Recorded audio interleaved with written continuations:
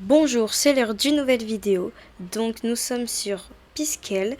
Piskel est un logiciel où il y a des petits pixels et justement on peut faire des gifs. Donc on peut faire des petits personnages, des formes qui bougent, des toutes petites animations. Bien sûr, ce n'est pas comme Wikeditor. Piskel, c'est un peu plus pour faire des personnages, des gifs, faire des petites créations dans des jeux. Par exemple, on peut se servir de Piskel pour aller sur Construct, que nous verrons dans une prochaine vidéo. Construct est un logiciel pour faire des jeux et Piskel va justement aider pour faire des personnages dans le jeu. C'est un peu plus facile de faire des personnages sur Piskel que sur Construct. Donc commençons directement. Nous allons voir tous les outils qui sont ici. Alors, le petit crayon, voilà, il sert à dessiner. Voilà. Le seau sert à remplir des espaces vides, comme on l'a vu dans la vidéo Wikeditor. La gomme sert à gommer. C'est pour faire des carrés, des ronds. On peut vraiment modifier les ronds justement pour faire des traits comme ça. On peut vraiment tout modifier du rond. Alors ça, c'est vraiment pour bouger l'image. Maintenant, cette petite option. Cette option, c'est tout des copier-coller. Je veux copier-coller un rectangle, un rond ou une forme. Je peux prendre la baguette, sélectionner une forme et la copier-coller. Après, on a ce petit outil. Bon, moi je l'appelle le jeu de dames.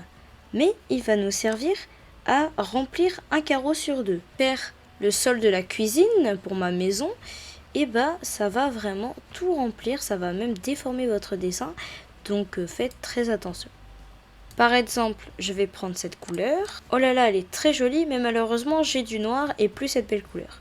Pipette, tac, et voilà. Après on a ce petit double crayon, c'est pour justement un miroir. Si vous voulez faire un truc assez détaillé, donc là par exemple j'ai fait une petite flamme, gommée, l'autre côté ne va pas s'effacer, rien ne va s'effacer, mais voilà, ça fait une petite flamme.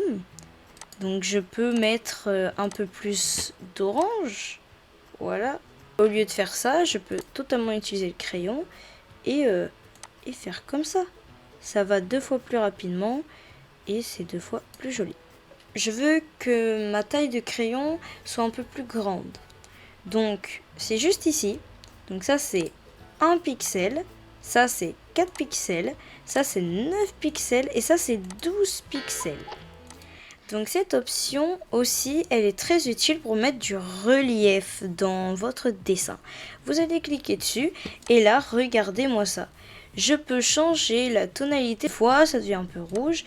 Plus on passe dessus, plus ça devient blanc. Donc, moi, je vais faire une flamme un peu plus réaliste. Alors bien sûr, c'est pour vite changer de couleur, voilà, faire des teintes de couleurs différentes. Et après, ici, vous avez toutes les couleurs. Par exemple, cette couleur m'intéresse, soit vous la retrouvez ici, soit le plus simple, vous prenez la pipette. Maintenant, c'est bien joli, mais je peux pas faire de gif, c'est qu'une image, c'est très simple. On va dans Add New Frame, et là, il y a directement la pelure d'oignon qui est activée. Donc, on peut la désactiver là, ici. Par exemple, je veux que ma flamme, elle aille plutôt de ce côté-ci. Donc je vais prendre mon petit miroir, je vais prendre le rouge et voilà. Voilà, je prends le 2 et là j'essaie de refaire ma forme. Donc la pelure d'oignon, elle me sert beaucoup. Après, il faut juste calculer quelle forme il faut. Donc là, je vais faire un autre truc. Voilà, un beau temple. Et je vais prendre peut-être du jaune pour... je modifie pour remplir tout ça. Et ça peut faire un joli truc. Donc pour enlever l'effet, ah ouais, mais moi je veux pas cet effet-là. C'est très simple. Quand vous avez activé, ça active l'effet. Vous reprenez ça et voilà, ça enlève l'effet. Maintenant, je vais faire un petit film.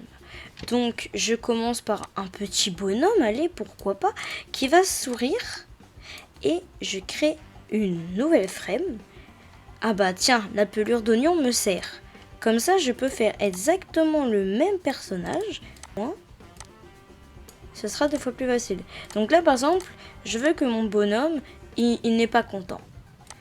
Donc ok, j'ai mon petit bonhomme, tac tac. Je refais les yeux, le nez, mais cette fois il sera comme ça. Donc là je mets 3 images. Ici on a notre animation, qu'est-ce qu'elle va donner? Bon là j'avoue que ma bouche c'est un peu bizarre. Je veux pas que ça aille aussi vite, ça va beaucoup trop vite. Donc je vais là et je baisse la vitesse.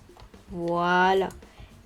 Et là on a le rendu de ce que ça va donner. On sait créer des petites animations, on sait tous les outils, comment changer de couleur, comment donner un peu de relief, comment trouver d'autres dessins. Après, il y a des options aussi comme ça, ça va juste mettre des dessins du côté opposé. Bien sûr, on peut remettre comme c'était. Après, on peut tourner notre dessin. Donc, par exemple, moi, je veux qu'il soit là. Et là, on a justement que ce soit droit. Donc, comment enregistrer? On va dans Export, on fait Downward et voilà, on a notre animation qui est dans notre ordinateur. Donc voilà, c'était Caro Dingo, à plus!